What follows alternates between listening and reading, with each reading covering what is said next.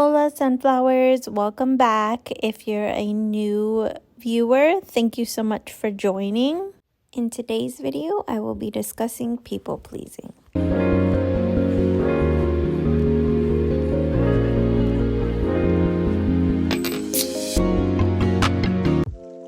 One of my husband's favorite mottos is treat yourself. Well, how do we really treat ourselves when we are constantly people pleasing? Self-care is an essential part of thriving, and if we are frequently striving to people please, we aren't really taking care of ourselves in the way we should be.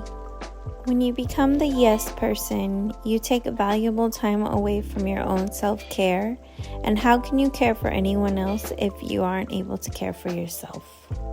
That's not to say that you can't say yes to taking the time to helping others, but please don't do it at the cost of your well-being or in place of your priorities. We all love to indulge in the little luxuries from time to time, but how could we ever do that if we are always busy doing things for other people because we didn't know how to tell them no? For as long as I can remember, I've always been a people pleaser. It really took me until I was an adult to learn what it means to set boundaries. And it's always just been really hard for me to say no, because in the back of my mind, I don't want to get rejected or to upset somebody. I've always really enjoyed helping others, but sometimes I would do it at the cost of my own well-being, and I would get really burnt out. And it's not a good feeling at all. It is very uncomfortable, and I don't recommend it.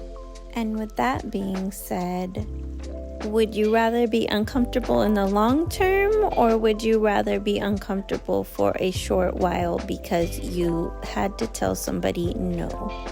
People pleasing tends to be prevalent amongst those that struggle with ADHD because of rejection sensitive dysphoria, as well as women, because as women we are nurturers and we want to make sure that everyone is content. I'm here to encourage you today that it is okay to make sure that you put your well-being first, and that if someone rejects you or becomes upset with you because you had to tell them no and they do not respect your boundaries, well, it really appears selfish on their part, and do they really care for your well-being? Listen, ladies, you are a queen, and you can treat yourself by learning how to say no and learning how to set healthy boundaries. The best way to understand people pleasing is to identify the root cause of it and to recognize when you are engaging in the behavior. Here are 5 steps you can take to avoid people pleasing. Number 1, set healthy boundaries. This means to communicate clearly what you aren't willing or able to do. Number 2, prioritize your needs. This can look like, instead of saying yes right away, you can say, give me about 24 hours and I'll get back to you after I check my calendar. Number 3, practice assertiveness. This means that you express your needs and opinions in a respectful way. An example would be if someone asks you to work on your day of rest. You could politely say, as much as I would love to help you, I take this day to rest for my health so I can be prepared for the week ahead. Number 4, learn to embrace discomfort.